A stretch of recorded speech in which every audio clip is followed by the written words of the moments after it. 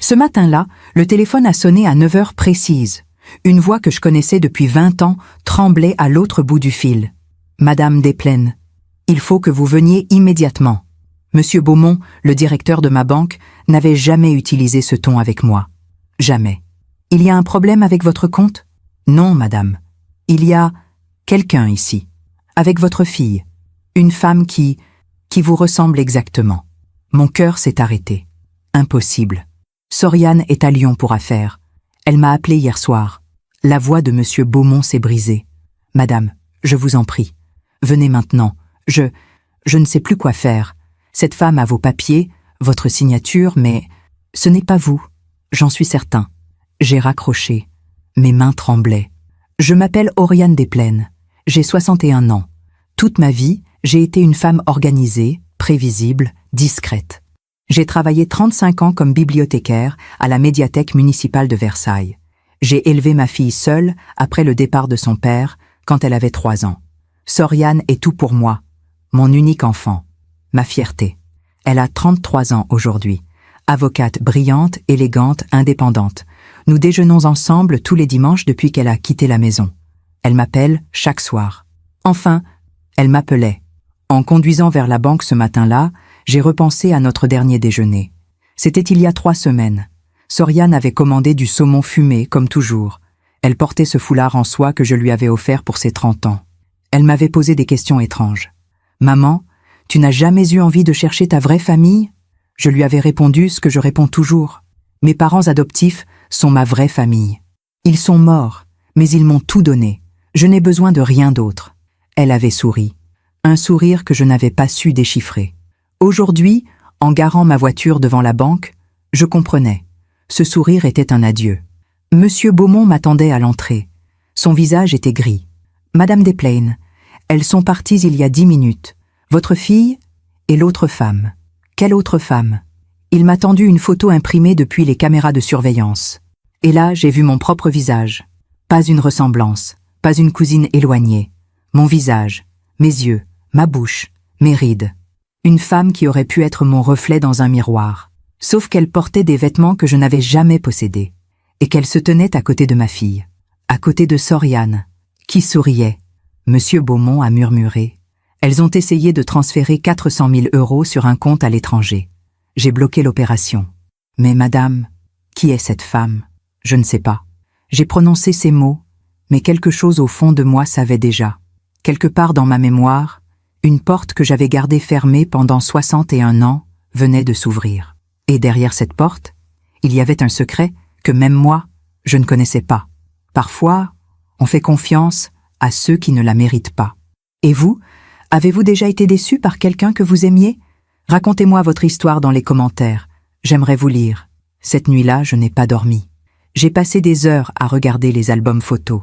Soriane bébé, Soriane à 5 ans, tenant mon doigt dans le jardin du Luxembourg. Soriane à 12 ans, avec son appareil dentaire et son rire timide. À chaque page, je cherchais un signe, un détail qui m'aurait échappé. Mais il n'y avait rien, que de l'amour. Soriane est née en 1992, un matin de mai. J'avais 28 ans. Son père venait de partir avec une collègue de bureau. Je me retrouvais seule, enceinte, avec un appartement à payer et une carrière de bibliothécaire qui ne me permettait aucune fantaisie. Mais quand je l'ai tenue dans mes bras pour la première fois, rien d'autre n'a compté. Elle avait des yeux noirs, comme les miens, des petits poings serrés, une bouche parfaite. Moi, je lui ai murmuré « Tu es à moi, pour toujours ». Pendant 33 ans, j'ai cru que c'était vrai. Notre vie était simple, mais belle. Un appartement de 3 pièces près de la gare de Versailles. Le dimanche, on prenait le RER jusqu'à Paris. On allait au musée d'Orsay. Soriane adorait les nymphéas de Monet. Elle me disait « Maman, un jour, j'aurai une maison avec un jardin plein de fleurs comme ça. » Je souriais. Je savais que ma fille irait loin. Et elle est allée loin. Trop loin, peut-être. À 18 ans, elle a quitté Versailles pour Sciences Po. Je l'ai aidée à déménager dans une chambre de bonne sous les toits, rue de Vaugirard. Elle pleurait en me disant au revoir. « Maman, tu vas me manquer. Toi aussi, mon cœur, mais tu vas réussir, je le sais. » Elle a réussi. Diplôme avec mention. Stage dans un grand cabinet parisien. Puis avocate spécialisée en droit des affaires. Elle gagnait plus en un mois que moi en un an. Mais elle restait ma petite fille, celle qui m'appelait chaque soir pour me raconter sa journée, celle qui venait déjeuner tous les dimanches, celle qui portait encore le foulard en soie que je lui avais offert. Il y a 2 ans, elle m'a proposé de gérer mes finances. « Maman, tu devrais placer ton argent. Ton épargne dort sur un livret A. Je peux t'aider. » J'ai accepté. Pourquoi aurais-je refusé? C'était ma fille. Elle a pris rendez-vous avec Monsieur Beaumont. Elle a ouvert un compte titres à mon nom. Elle m'a fait signer des papiers que je n'ai pas lus. Pourquoi les aurais-je lus? C'était ma fille. Le lendemain de l'appel du banquier, j'ai relu ces documents. Procuration, bénéficiaire en cas de décès, mandataire autorisé. Partout, le nom de Soriane. Partout, ma signature. Une signature que j'avais tracée en souriant, parce que je faisais confiance. Parce qu'une mère fait toujours confiance. J'ai essayé de l'appeler. 10 fois, 20 fois. Répondeur. Bonjour, vous êtes bien sur le répondeur de Soriane Desplaines. Laissez un message. Sa voix, douce, professionnelle, familière. Une voix que je ne reconnaissais plus. Ce soir-là, assise dans mon salon, j'ai regardé la photo sur la cheminée. Soriane et moi, l'année dernière, devant le château de Versailles. Elle avait passé son bras autour de mes épaules. Elle souriait. Et moi aussi. Pendant que je raconte tout cela, je me demande d'où vous m'écoutez. Écrivez le nom de votre ville en commentaire. Le lendemain matin, j'ai pris une décision. J'allais chercher Soriane. Elle m'avait dit qu'elle était à Lyon pour un dossier urgent. Un client important. 3 jours d'absence. Mais si elle était à Lyon, comment pouvait-elle être à la banque avec cette femme? J'ai vérifié son agenda partagé sur mon téléphone. Un agenda qu'elle maintenait à jour depuis des années pour que je sache toujours où la joindre. Hôtel Sofitel, Lyon-Bellecour. Chambre réservée du lundi au mercredi. J'ai appelé l'hôtel. Bonjour, pourriez-vous me passer la chambre de mademoiselle Soriane Desplaines, s'il vous plaît? Un instant. Silence. Puis, Madame, cette cliente a annulé sa réservation lundi matin. Lundi matin. Le jour où elle m'avait appelé depuis Lyon. Le jour où elle m'avait raconté son petit déjeuner à l'hôtel, la vue sur la Saône, la réunion difficile avec le client. Le jour où elle mentait. Je me suis assise sur mon canapé, le téléphone encore à la main. Combien de fois m'avait-elle menti?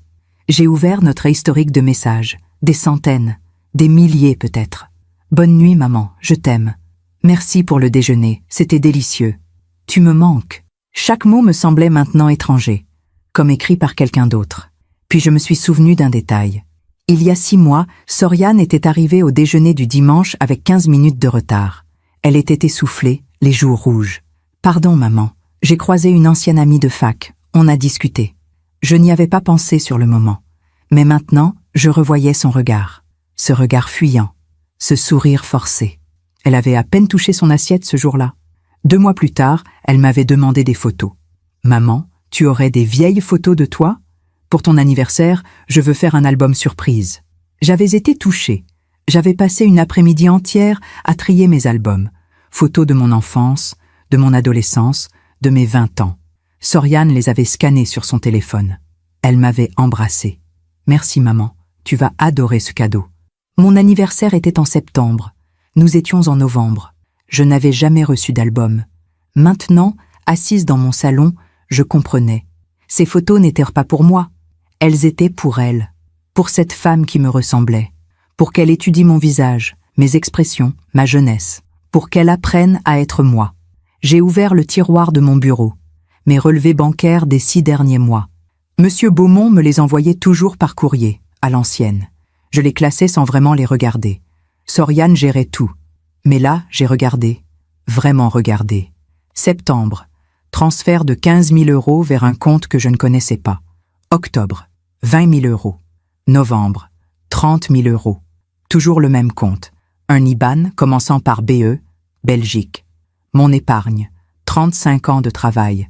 Chaque euro économisé pour ma retraite. Pour laisser quelque chose à Soriane. Elle prenait tout, lentement, méthodiquement, pendant que je lui faisais confiance.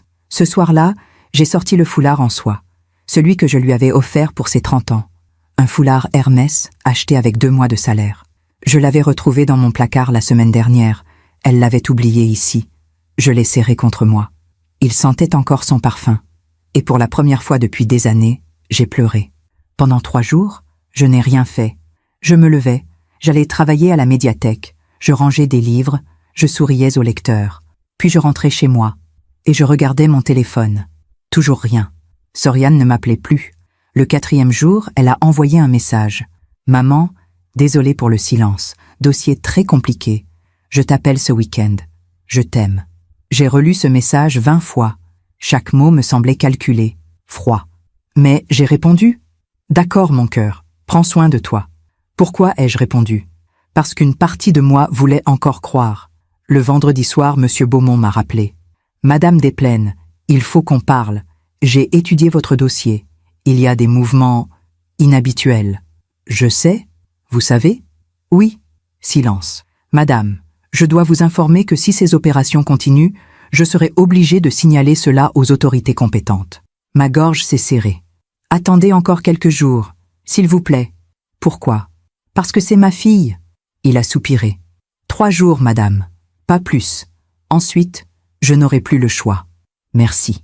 Après avoir raccroché, je me suis regardé dans le miroir. Qui étais-je devenue? Une mère qui protégeait une voleuse. Une femme qui suppliait pour gagner du temps. Du temps pourquoi? Pour qu'elle me vole encore plus? Ce week-end-là, Soriane est venue déjeuner. Comme si de rien n'était. Elle a sonné à midi précis. Elle portait un tailleur beige, des escarpins noirs, ses cheveux attachés en chignon. « Bonjour maman ». Elle m'a embrassée sur les 2 joues. Son parfum était différent, plus lourd, plus cher. J'avais préparé son plat préféré, blanquette de veau. Elle a mangé en silence, moi aussi. Puis elle a posé sa fourchette. « Maman, ça va? Tu es bizarre. Mon cœur battait si fort. Ça va, juste fatigué. Tu devrais te reposer. À ton âge, il faut faire attention. À mon âge, 61 ans. Comme si j'étais déjà vieille, fragile, incapable. Je me demande encore si j'ai fait le bon choix. Et vous, qu'auriez-vous fait à ma place? » Après le déjeuner, elle m'a aidé à débarrasser. En rangeant les assiettes, elle a dit « Au fait, maman, j'ai besoin que tu signes un papier. » « Quel papier? » « Une mise à jour de ta procuration. Juste une formalité administrative. » Elle a sorti une enveloppe de son sac. Un document de 3 pages, rempli de termes juridiques que je ne comprenais pas. « Signe ici, maman. » Et là, sa voix était douce, patiente, comme quand elle était petite et qu'elle voulait quelque chose. J'ai pris le stylo. Ma main tremblait. Soriane a posé sa main sur la mienne. « Maman, tu me fais confiance, n'est-ce pas ?» J'ai levé les yeux vers elle. Ses yeux noirs, mes yeux, mais vides, si vides. J'ai reposé le stylo. « Je vais le lire d'abord. » Son visage s'est durci. « Maman, c'est juste une procuration standard. Alors je peux prendre mon temps pour la lire. » Silence. Elle a repris l'enveloppe. « Comme tu veux. » Elle est partie 10 minutes plus tard, sans m'embrasser. Cette nuit-là, j'ai ouvert l'enveloppe qu'elle avait oubliée sur la table. Volontairement oubliée. Le document donnait à Soriane un pouvoir total. Sur mes comptes, sur ma maison, sur tout. Y compris le droit de me placer sous tutelle si elle jugeait que je n'étais plus capable de gérer mes affaires.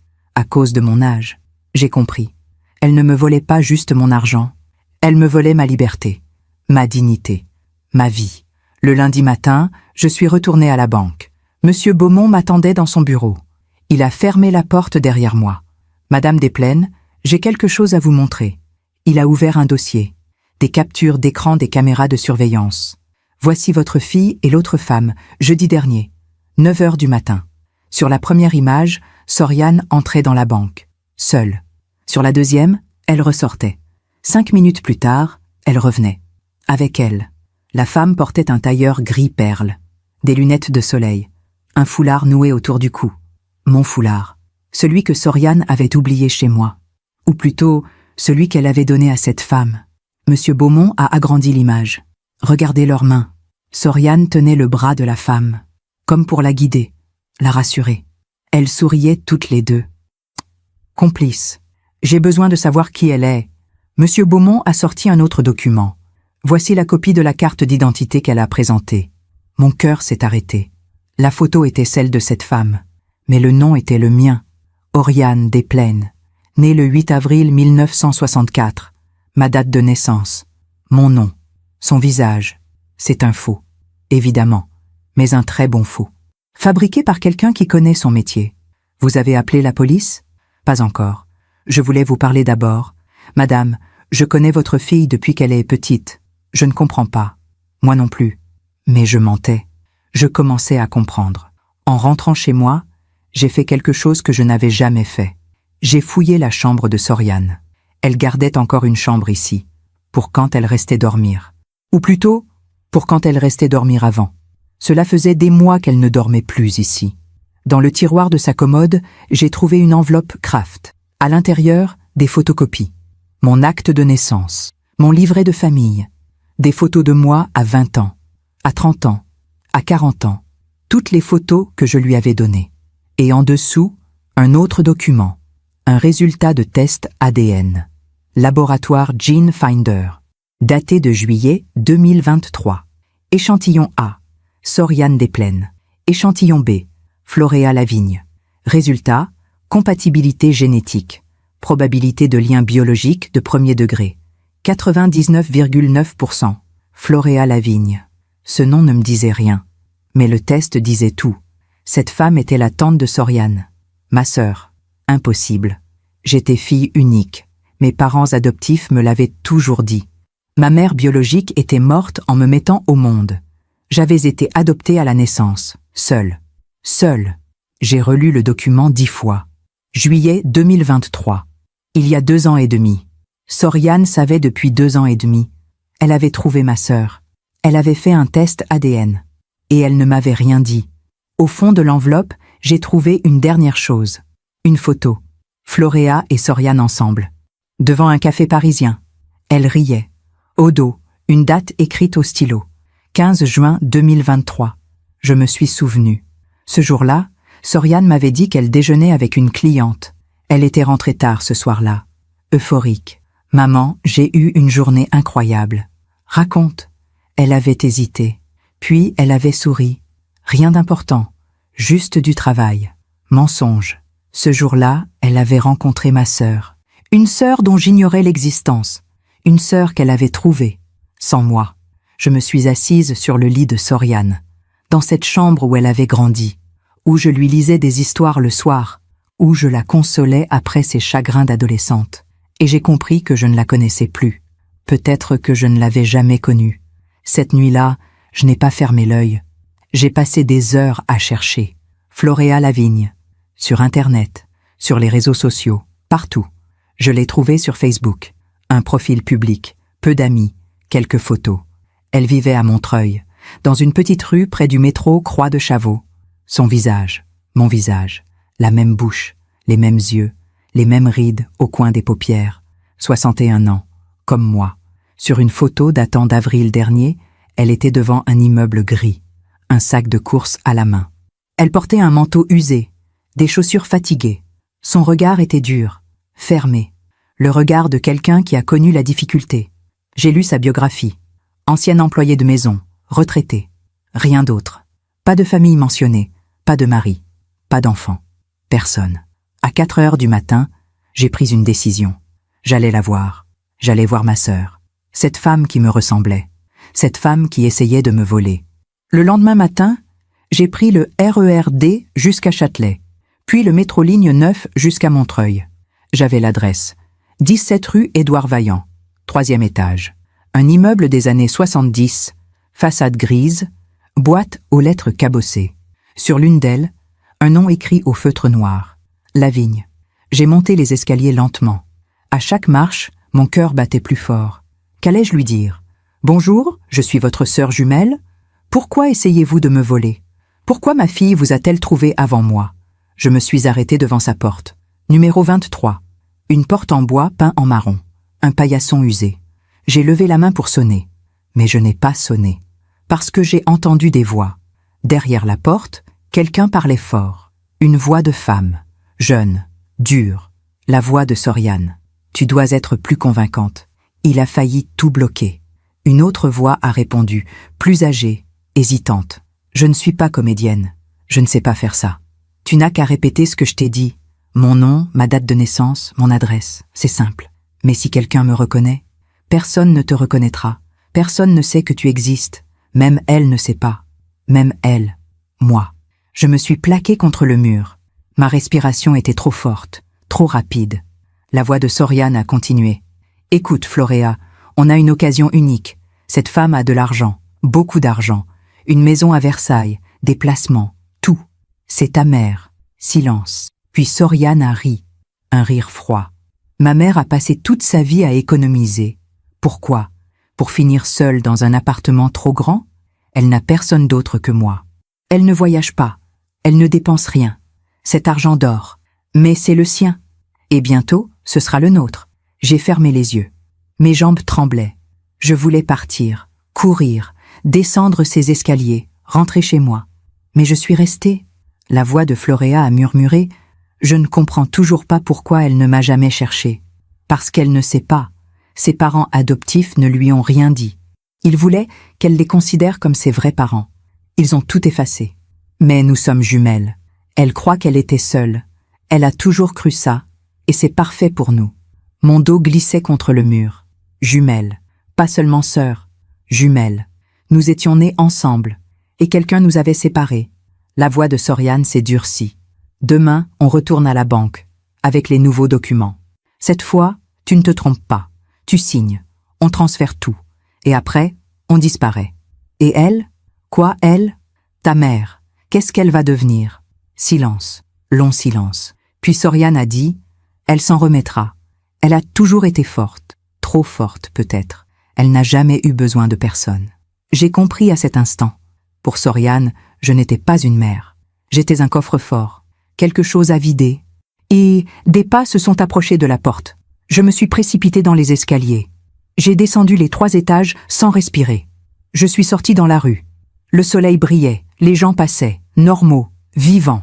Et moi, j'étais morte. Je suis rentrée chez moi en métro.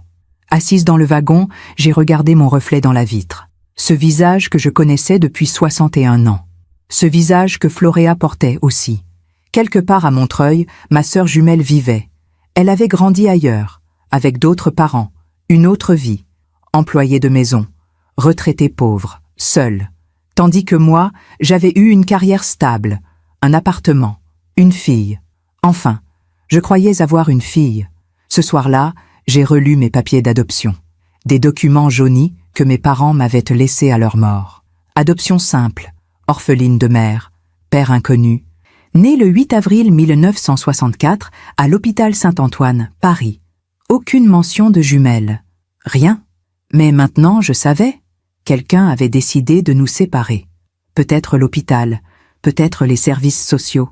2 bébés, 2 familles différentes. L'une aisée, l'autre modeste. L'une m'avait donné une vie confortable. L'autre avait donné à Floréa une vie de labeur. Et maintenant, 61 ans plus tard, Floréa voulait reprendre ce qui aurait pu être à elle, aidée par ma propre fille. Ma fille qui pensait que je n'avais besoin de personne, que j'étais trop forte pour mériter de la compassion. Cette nuit-là, j'ai ouvert mon coffret à bijoux. Au fond, une petite médaille en argent.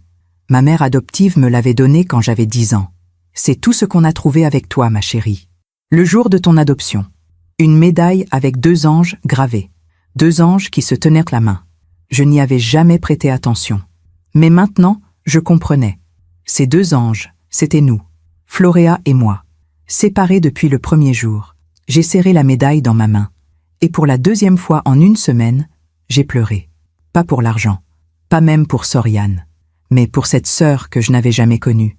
Cette jumelle qui aurait dû grandir à mes côtés, cette moitié de moi que la vie m'avait volée, et qui maintenant essayait de me voler à son tour. Le lendemain matin, j'ai appelé Monsieur Beaumont. Ma voix était calme, trop calme. Monsieur Beaumont, je veux que vous bloquiez tous mes comptes, immédiatement. Madame Desplaines, tous. Les comptes courants, les comptes d'épargne, les placements, tout. Et annulez toutes les procurations au nom de ma fille. Silence. Vous êtes sûre? Certaine. 1 heure plus tard, tout était bloqué. Soriane ne pouvait plus toucher à rien. Floréa ne pouvait plus se faire passer pour moi. C'était fini. Puis j'ai appelé mon notaire. Maître Dubois me connaissait depuis 20 ans. Oriane, que puis-je faire pour vous? Je veux modifier mon testament. Aujourd'hui. Aujourd'hui? C'est urgent? Oui. À 14 heures, j'étais dans son bureau. Un cabinet discret près du palais de justice de Versailles. Maître Dubois m'a servi un café. Alors, qu'est-ce qui vous amène? Je veux déshériter ma fille. Il a posé sa tasse. Pardon? Vous m'avez bien entendu. Je ne veux plus que Soriane hérite de quoi que ce soit. Oriane, je vous connais depuis des années. Soriane est tout pour vous. Qu'est-ce qui s'est passé? Elle a essayé de me voler, avec l'aide d'une femme qui se fait passer pour moi. Le silence a duré longtemps. Puis Maître Dubois a sorti un bloc-notes. Racontez-moi tout. Et je lui ai tout raconté. La banque, les transferts, le test ADN, Floréa, la conversation que j'avais entendue. Tout. Quand j'ai eu fini, il était 16 heures. Maître Dubois s'est frotté le visage. C'est grave, Oriane. Très grave. Vous devez porter plainte. Je sais. Alors pourquoi vous ne l'avez pas fait? Parce qu'elle est ma fille. Il m'a regardé longtemps. Elle ne vous considère plus comme sa mère. Vous le savez, n'est-ce pas? Oui. Alors protégez-vous. Changez votre testament. Et ensuite, allez voir la police. J'ai signé le Nouveau Testament à 17 heures. En cas de décès, tous mes biens iraient à une association pour personnes âgées. Soriane n'aurait rien. Rien du tout. En sortant du cabinet, j'ai vu 3 appels manqués. Tous de Soriane. Puis un message. Maman, il faut qu'on parle. Rappelle-moi. Elle savait. La banque avait dû la prévenir. Ses procurations étaient annulées. Ses comptes bloqués. Son plan s'effondrait. J'ai éteint mon téléphone. Je ne voulais pas lui parler. Pas encore. Pas avant d'avoir pris ma dernière décision. Ce soir-là, je suis allée au commissariat. Le commissariat de Versailles, avenue de Saint-Cloud. Un bâtiment moderne, des néons blancs, des policiers fatigués. Bonjour, je viens porter plainte pour tentative d'escroquerie. On m'a fait patienter 30 minutes. Puis un brigadier m'a reçu dans un petit bureau. Jeune, 25 ans peut-être. Madame, expliquez-moi la situation. J'ai tout raconté. Encore. Les transferts, les documents falsifiés, Floréa, Soriane. Le brigadier prenait des notes. Quand j'ai mentionné le nom de ma fille, sa main s'est arrêtée. Votre propre fille? Oui. Et vous voulez vraiment porter plainte contre elle? J'ai hésité. Pendant 3 secondes, j'ai hésité. Puis j'ai pensé à cette conversation que j'avais entendue. Elle s'en remettra. Elle a toujours été forte. Oui, je veux porter plainte.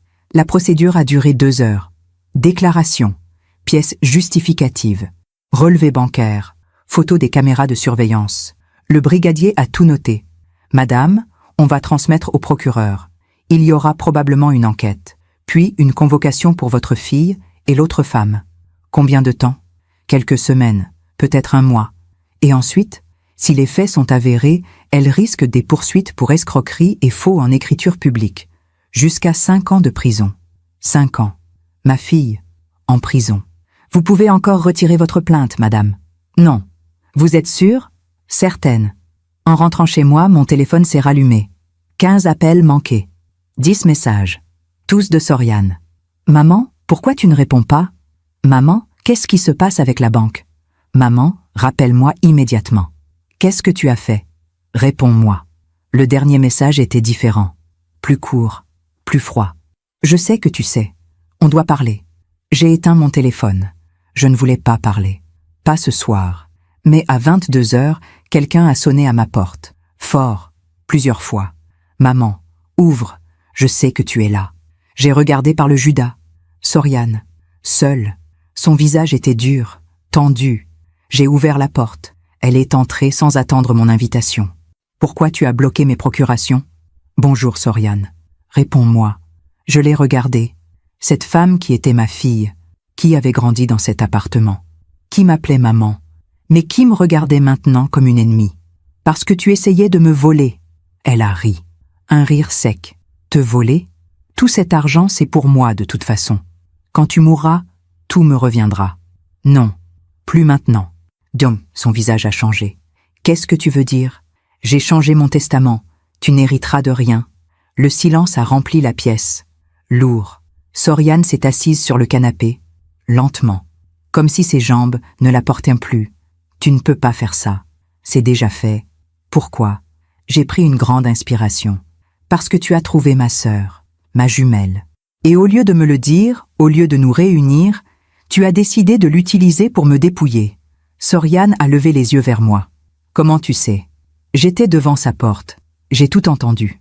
Elle a baissé la tête. Puis elle a murmuré. Tu ne comprends pas? Alors, explique-moi. Elle s'est levée.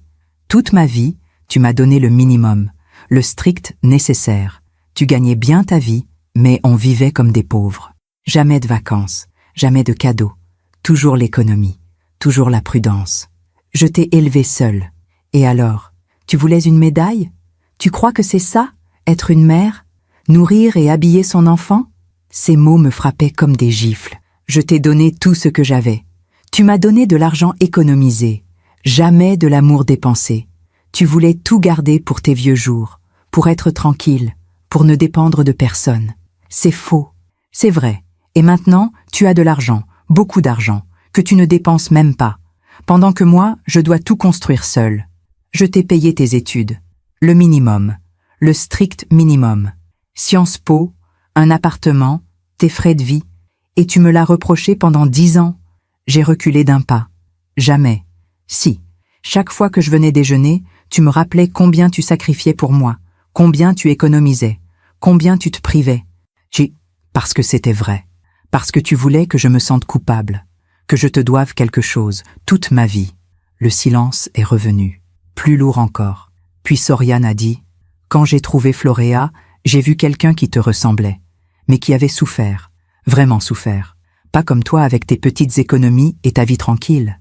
Elle avait travaillé dur toute sa vie. Pour rien. Pour finir seule dans un appartement minable. Et tu as décidé de m'utiliser pour l'aider? Non. J'ai décidé de vous utiliser toutes les deux pour m'aider moi. Elle a pris son sac. Tu as porté plainte? Oui. Elle a hoché la tête, comme si elle s'y attendait. Très bien. Alors c'est fini. Oui. Elle s'est dirigée vers la porte. Puis elle s'est retournée. Une dernière chose, maman. Quoi? Floréa ne voulait pas. C'est moi qui l'ai convaincue. Si quelqu'un doit payer, c'est moi. J'ai senti mes larmes monter. Pourquoi tu me dis ça? Parce que c'est la vérité. Et parce que je sais que ça te fera encore plus mal.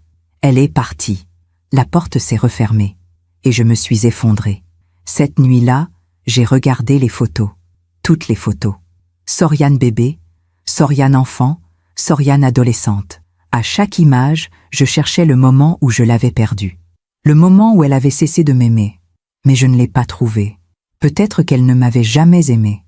Ou peut-être que mon amour n'avait jamais été suffisant. J'ai pris le foulard en soie, celui que je lui avais offert. 2 mois de salaire. Pour elle, pour la rendre heureuse. Mais je n'avais jamais pu la rendre heureuse. Parce qu'on ne peut pas acheter l'amour, même avec un foulard Hermès. 3 jours après le départ de Soriane, j'ai reçu une lettre. Pas un courrier électronique. Une vraie lettre. Dans une enveloppe blanche. Sans adresse de retour. Juste mon nom écrit à la main. Une écriture que je ne connaissais pas. J'ai ouvert l'enveloppe dans ma cuisine. Debout près de la fenêtre. La lumière du matin entrait doucement. À l'intérieur, une seule feuille.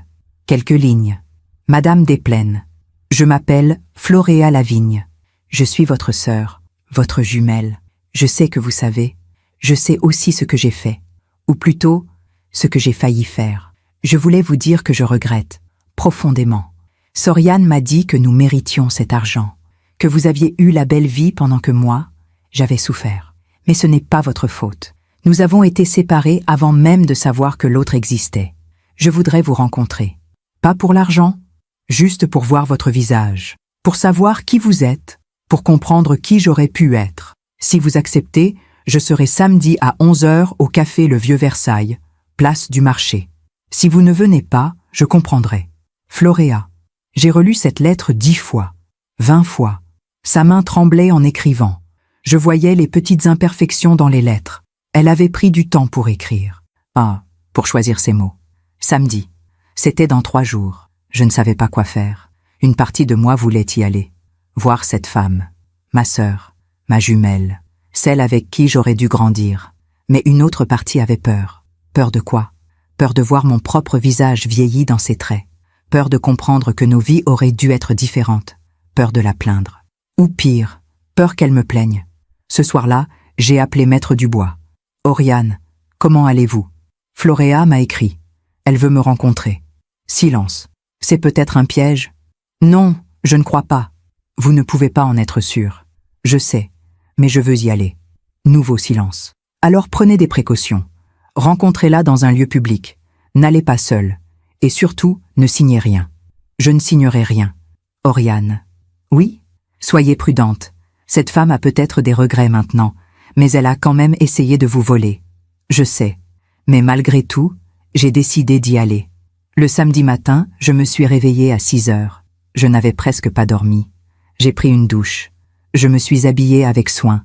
Un chemisier bleu marine, un pantalon noir, des chaussures plates, rien d'extravagant. Rien qui ressemblerait à une femme riche. Juste moi. À 10h45, j'étais place du marché. Le café Le Vieux Versailles était là depuis 50 ans. Une terrasse avec des tables rondes, des parasols rouges, des serveurs en tablier blanc. Je me suis assise à une table près de la fontaine, d'où je pouvais voir toute la place. J'ai commandé un café. Mes mains tremblaient. À 11h pile, je l'ai vue. Elle marchait lentement, hésitante. Elle portait un manteau gris, un foulard autour du cou. Pas le mien, un autre, usé. Quand elle s'est approchée, j'ai arrêté de respirer. C'était comme me regarder dans un miroir, mais un miroir fatigué. Ses cheveux étaient gris comme les miens, coupés courts. Son visage portait les mêmes rides, autour des yeux, autour de la bouche. Mais ses yeux étaient différents, plus durs, plus tristes, comme si elle avait vu des choses que je n'avais jamais vues. Elle s'est arrêtée devant ma table. Oriane, sa voix, mon Dieu, sa voix était exactement comme la mienne. Oui, asseyez-vous. Elle s'est assise, lentement, comme si elle avait peur que je parte, ou que je crie, ou que j'appelle la police. Pendant 1 minute, nous ne nous sommes rien dit. Nous nous regardions.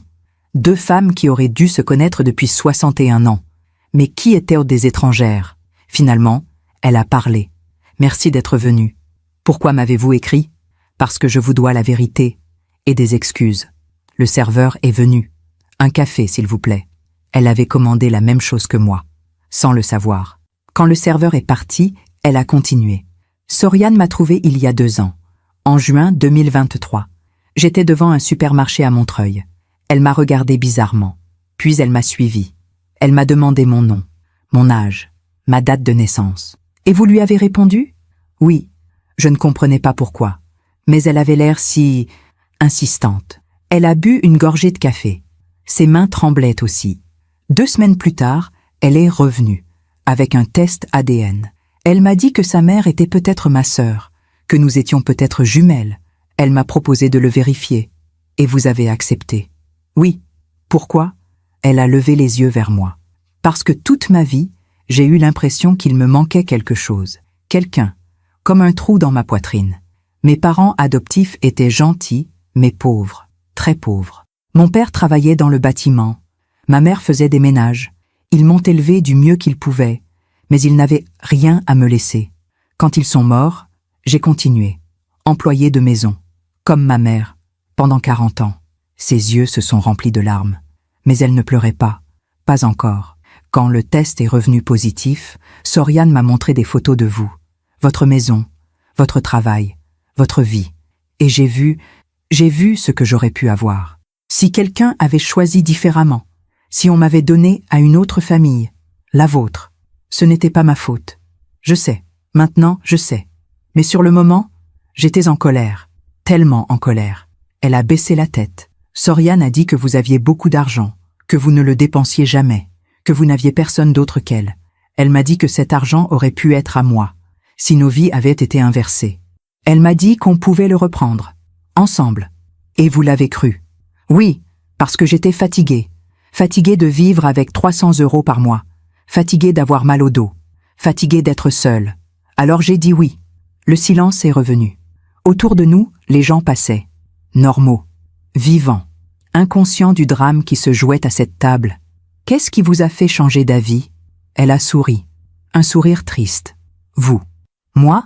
Quand je suis allée à la banque, j'ai vu votre photo. Sur le mur, derrière le bureau du directeur. Une photo de vous avec lui. Vous lui remettiez un chèque pour une association caritative, pour des personnes âgées isolées. Il y avait une date. 2022. Vous donniez 5 000 €. Je me souvenais. Cette association. Je leur donnais chaque année. Depuis 10 ans. Le directeur m'a demandé mes papiers. Et pendant qu'il vérifiait, il m'a parlé de vous.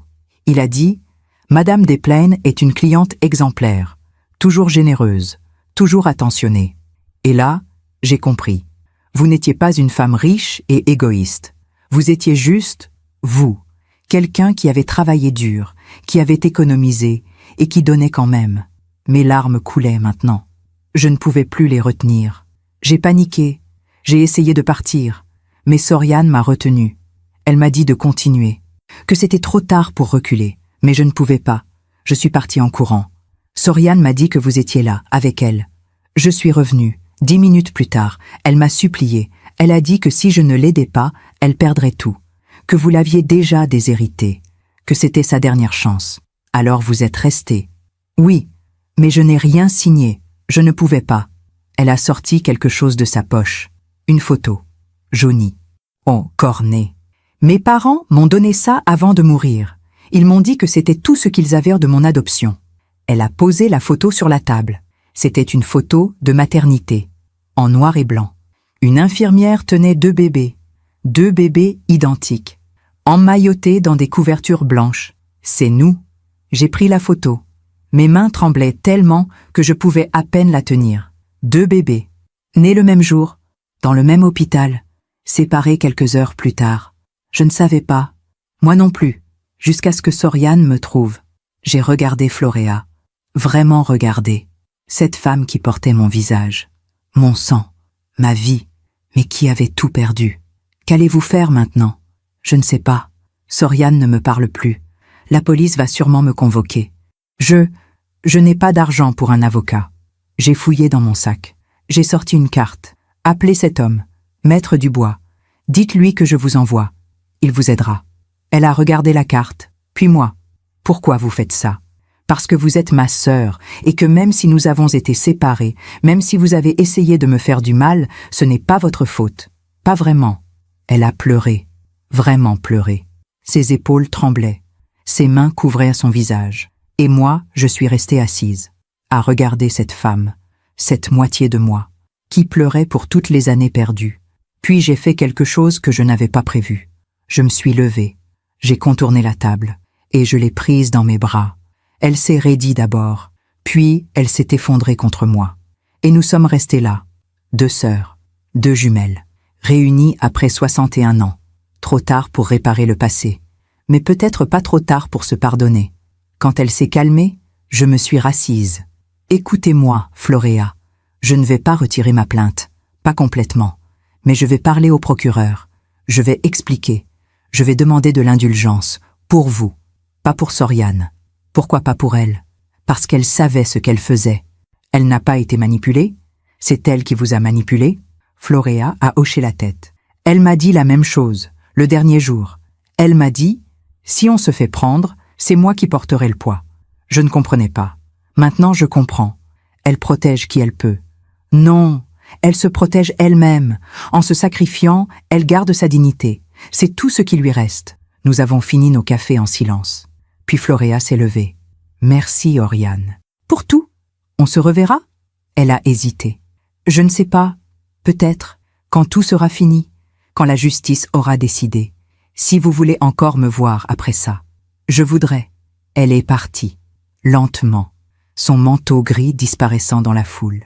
Et moi, je suis restée assise, avec la photo des 2 bébés. Et j'ai compris quelque chose.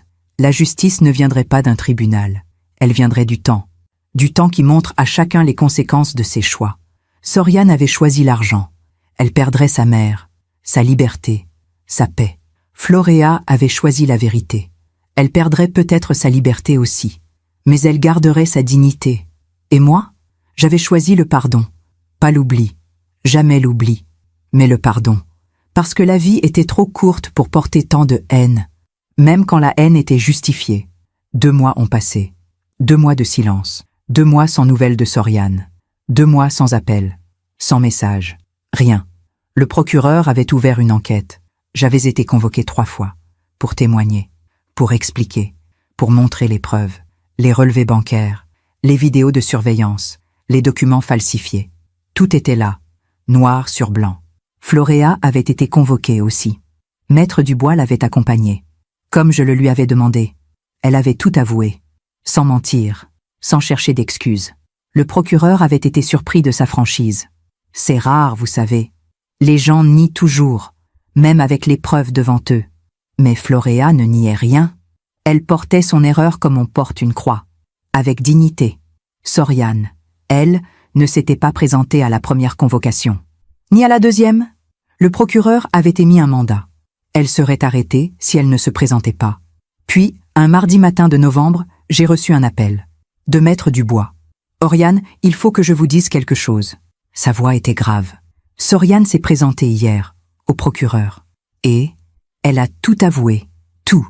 Elle a même fourni des documents supplémentaires, des preuves contre elle-même. Pourquoi elle ferait ça? Parce qu'elle a compris. Elle sait qu'elle va perdre, alors elle essaie de garder le contrôle. En avouant tout, elle évite un procès long. Elle négocie sa peine. Combien? Le procureur parle de 2 ans avec sursis. Pour Floréa, 6 mois avec sursis et travaux d'intérêt général, parce qu'elle a coopéré, et parce que vous avez témoigné en sa faveur. Et Soriane? 2 ans ferme, peut-être 18 mois avec remise de peine. La prison. Oui, j'ai fermé les yeux. Ma fille, en prison, à cause de moi. Oriane, ce n'est pas à cause de vous, c'est à cause d'elle, de ses choix. Je sais. Vous en êtes sûr?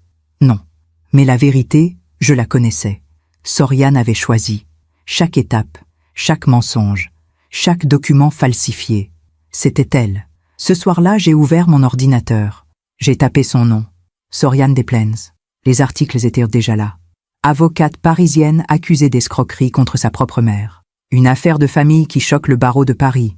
Fraude bancaire, fille et tante biologique condamnées. Son visage était partout. Sa photo professionnelle. Celle qu'elle utilisait sur le site de son cabinet.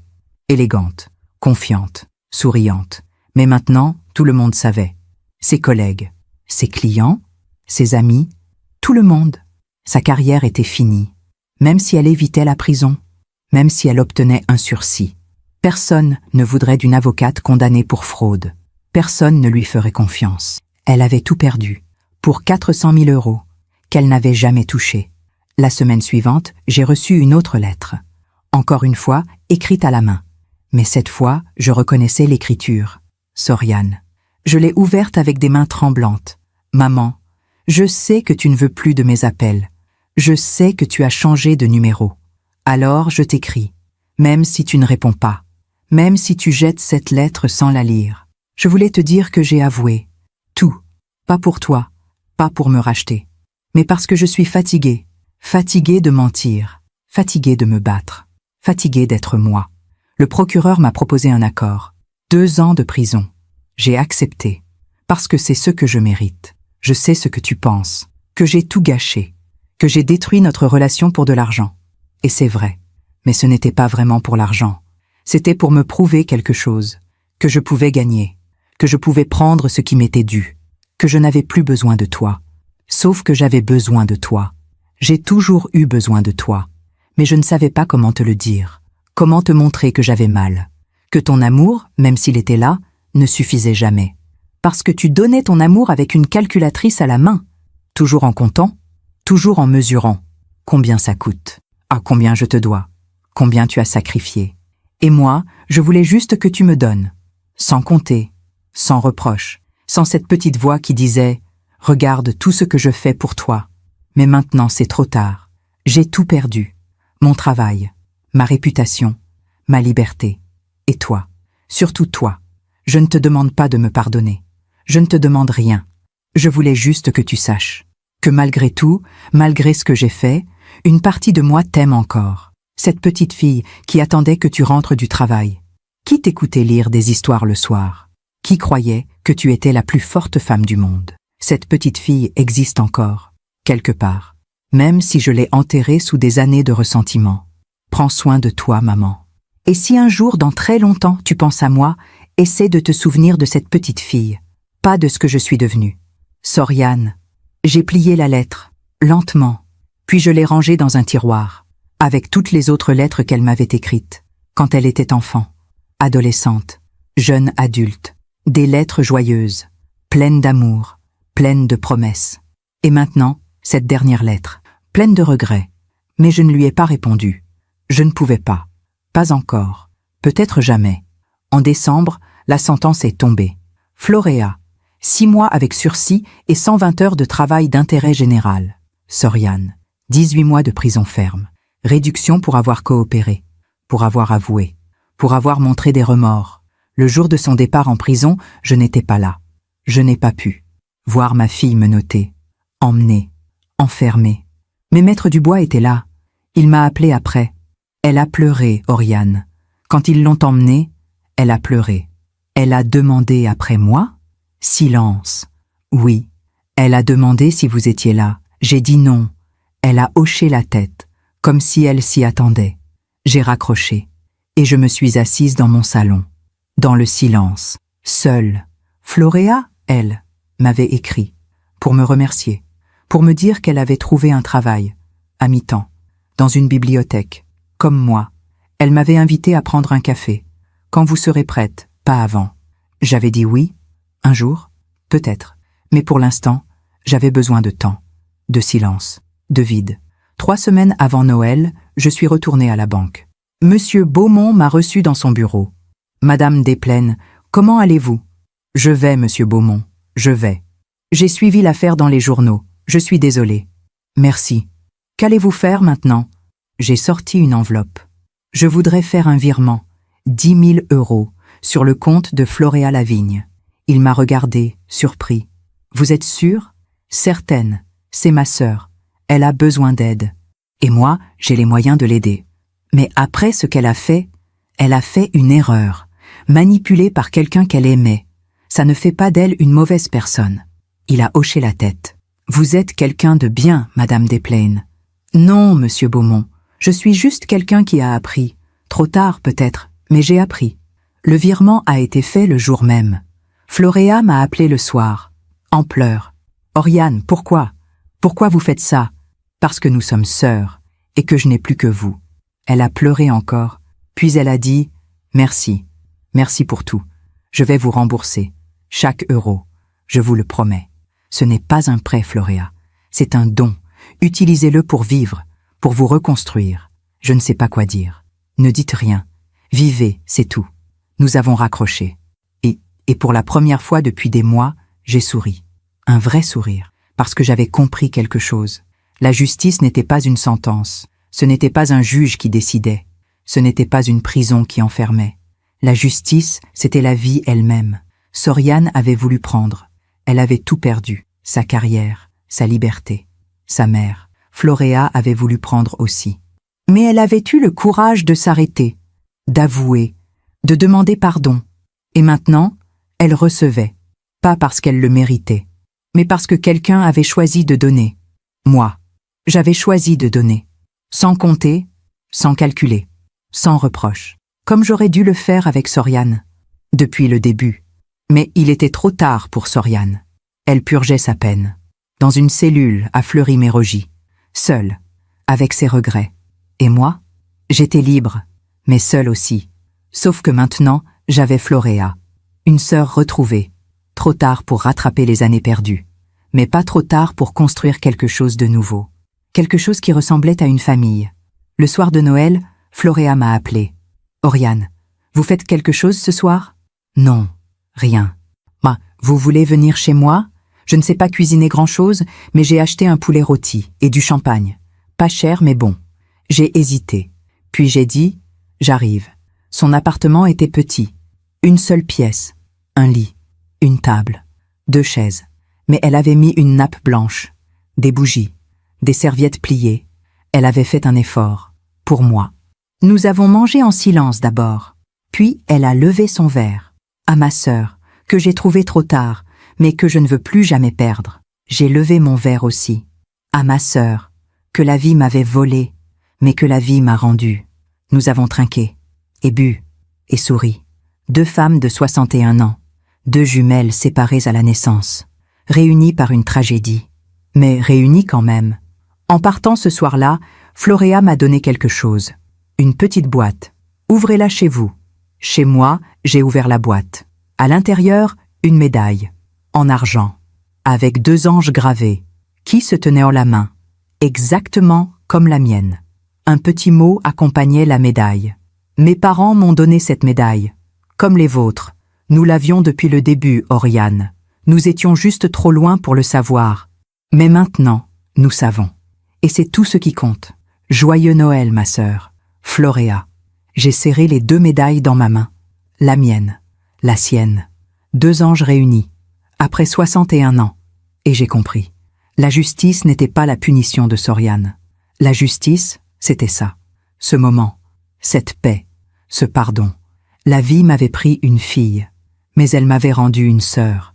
Et quelque part, dans une prison au sud de Paris, Soriane apprenait. Elle apprenait que les actions ont des conséquences, que la cupidité ne mène qu'à la solitude, que l'amour ne peut pas être volé, seulement donné. Un jour, peut-être, elle comprendrait. Un jour, peut-être, elle me demanderait pardon. Vraiment, sans condition. Et ce jour-là, peut-être, je serais prête, mais pas aujourd'hui. Aujourd'hui, je vivais, avec ma sœur retrouvée, avec mon cœur apaisé, avec la certitude que la vie finit toujours par rendre ce qu'on lui donne, en bien ou en mal. 1 an a passé depuis ce Noël avec Floréa. Une année complète. 12 mois de reconstruction, de guérison lente, de paix retrouvée. Aujourd'hui, nous sommes en décembre 2025. J'ai 61 ans. Floréa aussi. Et Soriane en a 33. Elle sort de prison dans 3 semaines, après avoir purgé 15 mois. 3 mois de remise de peine pour bonne conduite. Maître Dubois me l'a annoncé hier. Elle veut vous voir, Oriane. Dès sa sortie, elle m'a demandé de vous transmettre le message. Je ne sais pas si je suis prête. Vous avez 3 semaines pour décider. Prenez votre temps. Mais le temps ne change pas tout. Parfois, il révèle juste ce qui était déjà là. Cette année, j'ai beaucoup réfléchi. À ma vie, à mes choix, à ce que j'ai fait, à ce que je n'ai pas fait. Floréa vient déjeuner chez moi tous les dimanches maintenant. Exactement comme Soriane avant. Mais c'est différent. Avec Floréa, je ne compte pas. Je ne mesure pas. Je donne. Simplement. Le mois dernier, elle a perdu son travail à la bibliothèque. Budget coupé. Personnel réduit. Elle était la dernière arrivée. Elle m'a appelé en pleurs. « Oriane, je ne sais pas quoi faire. Mon loyer, mes factures. Viens vivre ici. » Le silence a duré longtemps. « Quoi ? J'ai une chambre vide, celle de Soriane. Elle ne reviendra jamais ici. Prends-la. Viens vivre avec moi. » Je ne peux pas accepter. Pourquoi pas ? Parce que j'ai essayé de te voler. Et tu as avoué. Tu as payé. C'est fini maintenant. Nous sommes sœurs. Et les sœurs s'entraident. Elle a pleuré. Encore. Mais cette fois, c'était en des larmes de soulagement. 3 jours plus tard, elle emménageait. Avec ses 2 valises, ses quelques livres, sa médaille aux 2 anges. Et pour la première fois depuis la mort de mes parents, je n'étais plus seule dans cet appartement. Nous avons dû apprendre à vivre ensemble. 2 femmes de 61 ans qui ne s'étaient jamais connues, qui avaient grandi dans des mondes différents, avec des habitudes différentes. Au début, c'était difficile. Floréa se levait trop tôt. Elle parlait trop fort. Elle laissait traîner ses affaires. Moi, j'étais trop silencieuse, trop ordonnée, trop rigide. Mais petit à petit, nous avons trouvé notre rythme. Elle faisait le café le matin, fort, comme j'aimais. Je cuisinais le soir, simple, comme elle préférait. Elle me racontait ses journées, ses recherches d'emploi, ses espoirs, ses déceptions. Et moi, je l'écoutais. Vraiment, sans penser à autre chose, sans calculer le temps que ça prenait. J'avais appris à écouter.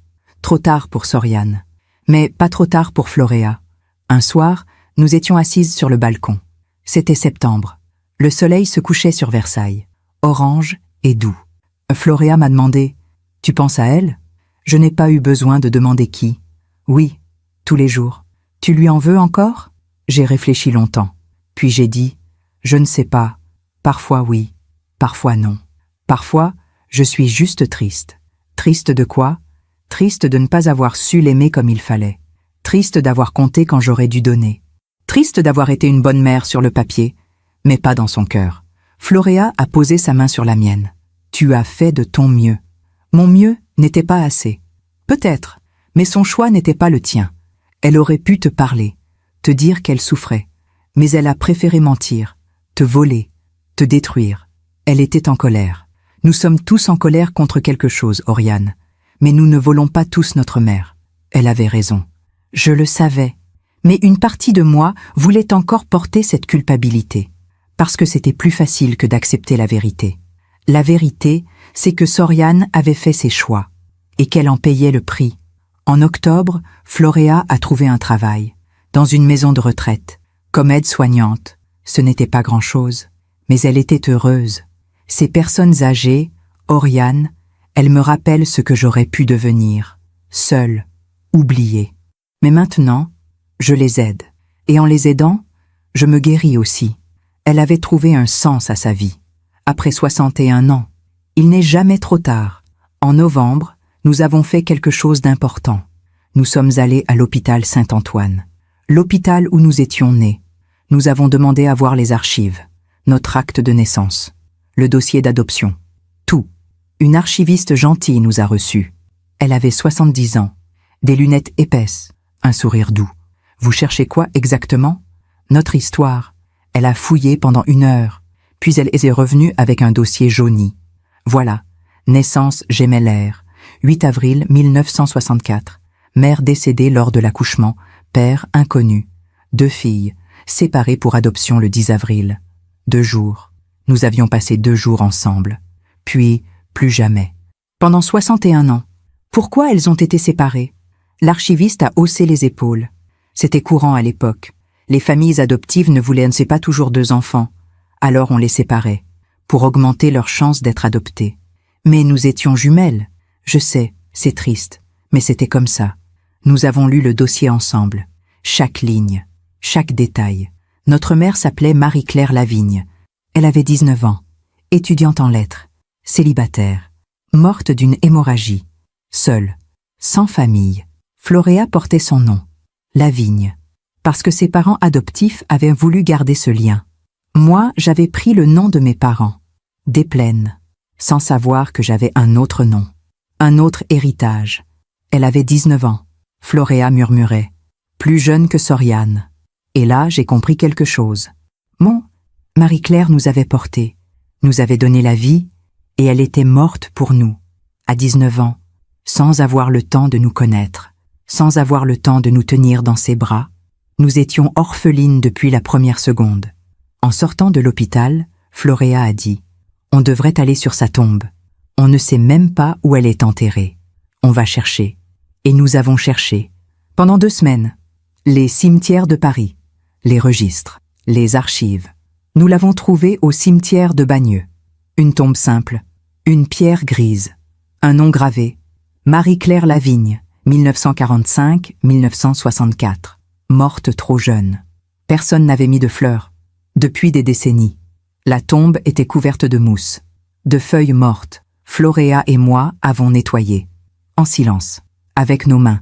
Puis nous avons posé des fleurs, des roses blanches, comme celles qu'on donne aux jeunes mariés, ou aux jeunes mères. Floréa a murmuré « Merci maman, pour nous avoir donné la vie, même si ça t'a coûté la tienne. » Et moi, j'ai ajouté « Nous sommes réunis maintenant, grâce à toi. Repose en paix. » Nous sommes restés là longtemps, 2 femmes de 61 ans, devant la tombe d'une fille de 19 ans, qui nous avait tout donné. En rentrant ce soir-là, j'ai pris une décision. J'allais voir Soriane, quand elle sortirait, pas pour lui pardonner, pas pour oublier, mais pour lui dire la vérité sur Marie-Claire, sur Floréa, sur moi, sur nous, parce que Soriane avait le droit de savoir, que nous venions toutes d'une fille de 19 ans qui était morte seule, que nous étions toutes le fruit d'un sacrifice, que la vie est trop courte pour la gaspiller dans la haine. Hier, j'ai reçu une lettre de Soriane, de prison, sa dernière. Maman, je sors dans 2 semaines. Je sais que tu ne veux peut-être pas me voir. Je comprendrai, mais je voulais te dire quelque chose. En prison, j'ai eu beaucoup de temps pour penser, pour comprendre, pour regretter. J'ai compris que tu m'aimais, à ta façon, avec tes peurs, avec ta prudence, avec cette obsession de tout contrôler pour ne pas perdre. Et j'ai compris que moi, je t'aimais aussi, mais que j'étais trop en colère pour le montrer, trop orgueilleuse pour l'admettre, trop blessée pour pardonner. Je ne te demande pas de me reprendre dans ta vie. Je ne te demande pas de m'aimer encore. Je te demande juste de me laisser te dire « pardon ». Pardon pour avoir trahi ta confiance. Pardon pour avoir utilisé Floréa. Pardon pour avoir été une mauvaise fille. Si tu veux me voir, je serai au café Le Vieux Versailles, le premier dimanche après ma sortie, à 11h, comme avant. Si tu ne viens pas, je comprendrai, et je ne te dérangerai plus. Jamais. Mais si tu viens, je te promets une chose. Je t'écouterai. Vraiment. Sans me défendre. Sans excuse. parce que c'est ce que j'aurais dû faire depuis le début. Écoutez, je t'aime, maman, malgré tout, malgré moi. Soriane. J'ai montré la lettre à Floréa. Elle l'a lue en silence. Puis elle a dit « Qu'est-ce que tu vas faire ? Je vais y aller. » « Tu es sûre ? » ?»« Oui, parce que si je n'y vais pas, je le regretterai toute ma vie. Et j'ai déjà assez de regrets. » Floréa a souri. « Tu veux que je vienne avec toi ? » ?»« Non, cette fois, je dois y aller seule. Mais merci. Dimanche prochain, 11 heures, le café Le Vieux Versailles. Exactement là où j'ai rencontré Floréa pour la première fois. Cette fois, ce sera Soriane. Et je ne sais pas ce qui va se passer. Je ne sais pas si elle a vraiment changé. Je ne sais pas si je peux vraiment pardonner. Mais je sais une chose. La vie m'a appris que la justice n'est pas une vengeance. Ce n'est pas une punition. Ce n'est pas même un tribunal. La justice, c'est le temps. Le temps qui montre à chacun les conséquences de ses actes. Le temps qui guérit ceux qui veulent guérir. Le temps qui punit ceux qui refusent de changer. Soriane a perdu 15 mois de sa vie. Sa carrière, sa réputation. Moi. Mais elle a gagné quelque chose aussi. Du temps. Du temps pour réfléchir. Du temps pour comprendre. Du temps pour grandir. Si elle a utilisé ce temps, alors peut-être que nous pourrons reconstruire quelque chose. Pas comme avant. Jamais comme avant. Mais quelque chose de nouveau. Quelque chose de vrai. Quelque chose qui ne repose pas sur l'argent. Ni sur les reproches. Ni sur les silences. Mais sur la vérité. Ce soir, je suis assise dans mon salon. Floréa dort dans l'autre pièce. La chambre de Soriane, qui est maintenant la chambre de ma sœur. Sur la cheminée, il y a 2 photos. Une de Soriane enfant, souriante, innocente, et une de Floréa et moi, prise le mois dernier, devant la tombe de notre mère, nos mains entrelacées, nos visages identiques, nos sourires tristes. La vie m'a pris une fille, mais elle m'a rendu une sœur. La vie m'a appris à donner, sans compter, sans calculer, sans retenir. La vie m'a appris que l'amour ne peut pas être mesuré. Il doit être offert, généreusement, sans condition. Et si mon histoire peut aider ne serait-ce qu'une femme à ouvrir les yeux, alors tout cela aura eu un sens. Si vous êtes mère, donnez sans compter. Si vous êtes fille, parlez avant qu'il soit trop tard. Si vous êtes sœur, cherchez-vous. Nous avons si peu de temps. Ne le gaspillez pas. Dimanche prochain, j'irai au café. J'attendrai. Je verrai si Soriane vient. Et si elle vient, je l'écouterai. Parce que c'est ce qu'une mère fait. Elle écoute. Elle pardonne. Pas par faiblesse, mais par force. La force d'avoir 61 ans. La force d'avoir tout perdu. La force d'avoir tout retrouvé. Autrement. Je m'appelle Oriane Desplaines. J'ai 61 ans. J'ai une sœur qui s'appelle Floréa. J'avais une fille qui s'appelle Soriane. Et voici mon histoire. L'histoire que j'ai gardée pour moi bien trop longtemps. Merci de m'avoir écouté jusqu'au bout. Si cette histoire a touché votre cœur, abonnez-vous et activez la cloche pour entendre d'autres femmes qui ont transformé la douleur en sagesse. Chaque jour, une femme, une leçon de vie. Partagez cette histoire avec quelqu'un que vous aimez. Parfois, une histoire change toute une journée. Que Dieu vous bénisse et à très bientôt.